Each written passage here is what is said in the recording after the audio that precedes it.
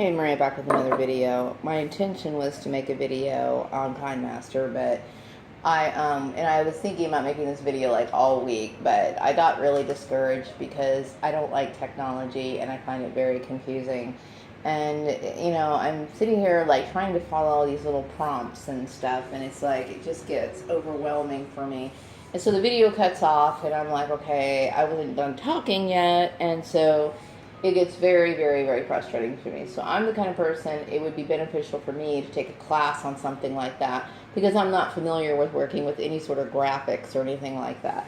And to be honest with you, it really doesn't interest me to work with graphics, but I do think that it's necessary for me to convey certain messages that are important. This video isn't really that important, okay, but going in the future for some of the videos I want to make, I think it's necessary. So somewhere, somehow, I'm going to have to take some sort of class, and I'm going to have some help on that because I'm not encouraged to go further with anything that relates to technology. I don't care for it.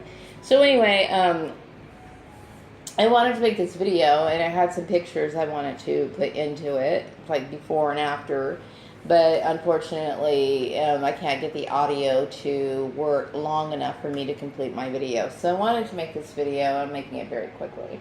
So I wanted to talk a little bit more about black hair and how, some of the things that you have to deal with, when it comes to work, and the assumptions that people make about you when you change your hair and you're a black woman.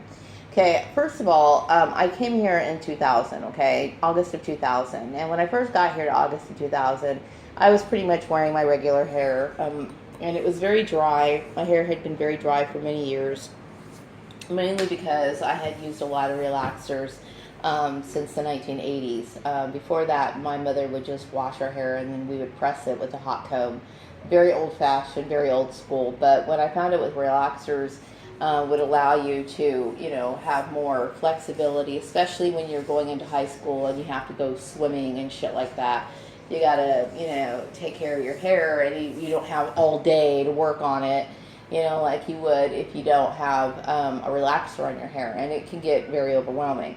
Now, my hair used to be very thick, okay, which was a lot to deal with, okay? It was a lot to deal with for me because I've never been really trained on how to do my hair. Now, I know that sounds very strange, but if you're a black woman who was raised around people who really weren't black, a lot of black people, it's a very common thing among people who haven't been raised around a lot of other black people and had knowledge on how to take care of your hair. So I was basically following the same, regimen that my mother would do for me, and I was pretty clumsy with it. Like, I would get a lot of burn marks on my neck, because I've always been very uncoordinated when it came to curling irons, flat irons, hot combs, whatever you want to call it.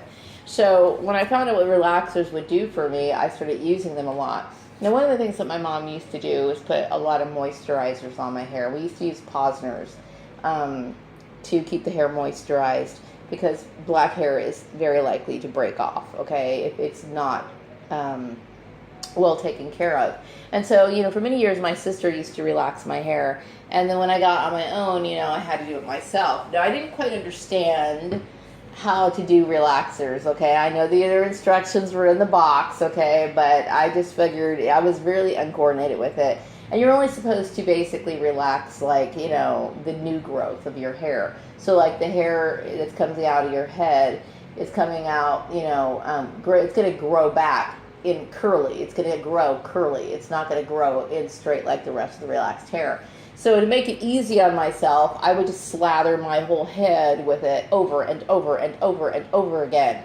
And after a while, your hair starts to become damaged and it becomes, brittle, and I think you pretty much know the rest of the story. So, back in 2003, I think it was 2002. I don't remember. I think somewhere between 2002 and 2003. I'm going to say 2003. I know, it had to have been 2002.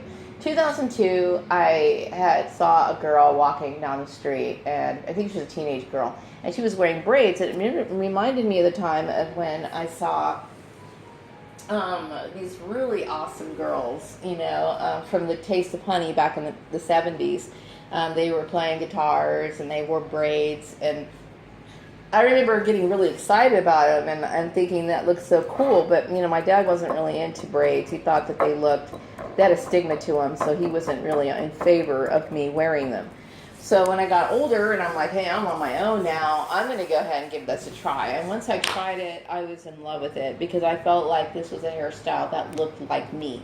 It was me. I mean, it was like, it looked like a black hairstyle, and I felt comfortable wearing that hair for a very long time. Now, I remember going to my workplace after I got it, and my boss was like, walking around looking at my hair, and it was kind of pissing me off at the time because it was like, get over it already, But anyway, I wore them, and I would kind of switch back and forth. Like, sometimes I would wear like, clip-ins or partial wigs or whatever back and forth, because you can't wear braids in your hair for longer than 3 months. And some beauticians will recommend that you take them out within 2 months, and some say even 6 weeks, okay?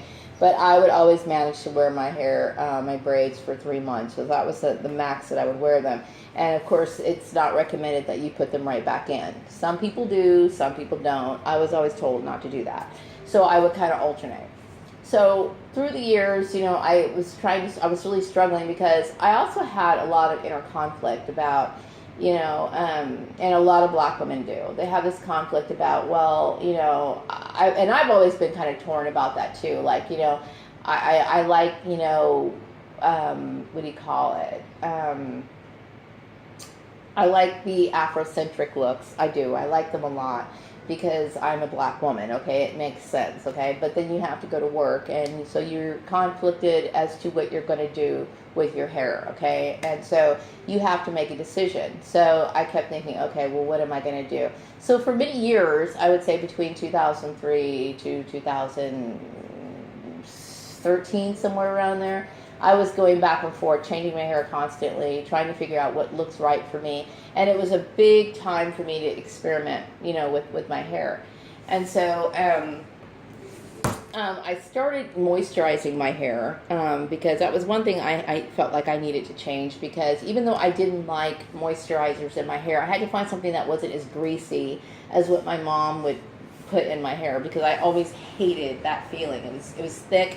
It was too much for me. I never liked the way that it felt. So I found a moisturizer that was good for my hair, and it worked for me. So I also decided to find a consistent hairstyle instead of switching back and forth from braids to, like maybe a regular style and then going back to the braids periodically. It became too much of what I considered to be a show for people constantly asking me questions about my hair, which I felt was intrusive, okay? Which I think it was probably prompted by my sisters. My sisters have never been explorative in that direction. They have never worn braids. It's never been something that they would ever venture into. So they probably was being prompted by my family. It's none of their business, okay? But anyway, I kept thinking I need to find something that's consistent, that's not going to be constantly moving back and forth. So the style that you see me wearing to work, if you ever see me out in town, if I come into a store or whatever, and you see me after work, this is the style that I've chosen for myself for my everyday work life, okay, because it looks more presentable than my regular hair. Now my hair I still deal with some breakage, but I don't have as much breakage. I only pretty much wear my own hair out on the weekends. The front of my hair is my hair, okay? The back of it, I don't like to deal with my hair in the back because it is very, very, very thin. I don't really have a full hair. I mean, I'm not bald, okay? But I don't have like, this big boofy hair that I used to have. I just don't have it. It's gotten very thin. I pretty much could just put it in like a little ponytail, and I do the best I can to fluff it out and make it look full like it used to be. So I don't have that anymore. So I don't wear braids anymore. I do miss braids. I think that it's a style that I completely identify with, and I feel very comfortable and at home with. And I look forward to becoming like a retirement age, because that's pretty much how I see myself settling into. I want to go back to, you know, having my life the way that, you know, whatever. But in the meantime, I'm a woman who has to work, okay? So this is the style that I choose to wear. Now, you know, there was a video that I had seen, and I'm going to put it in the description box, along with the original video that inspired me to get braids, so the girls from the Taste of Honey. And then there's also this show, I can't even think of the name of it, but it's a show that I was watching back in 2012, and it didn't last very long. It was an exclusive YouTube show about a girl, I think her name is Racy, and she was dealing with, you know, people at work, you know, asking her about her hair. And this is a very common thing among black people, and then a lot of white people tend to be like a little intrusive or insensitive to our needs, our required needs, and how we have to deal with our hair in the workplace. And so this is, I mean, so basically I pretty much am the same person. I haven't changed, okay? So the point of me changing my hair and having it consistent, I mean, instead of switching back and forth to braids and then moving to something else or whatever, is because I was trying not to have so much attention being drawn to myself, because I'm not comfortable with it. I'm not comfortable with white people, you know, asking me questions about my hair. I'm not comfortable with it at all, because I feel as though if you are that interested, then you need to go Google it, okay? To me, it seems like it's kind of ignorant and intrusive. But then again, it was probably my sisters who were probably putting them up to it. And really, if they can't ask me at the dinner table when I see them during the holidays, you know what, stay the fuck out of my business. But so the purpose of me was to basically have one consistent hairstyle, or at least two. Because oftentimes, you know, black women wear their hair either like in a curly style, or they have it kind of semi-straightened, and this is pretty much the look that I came up with that would look more professional and presentable in the workplace. Like I said, I really wanted to add some, you know, pictures, but I'm just completely given up on the whole Kind Master thing.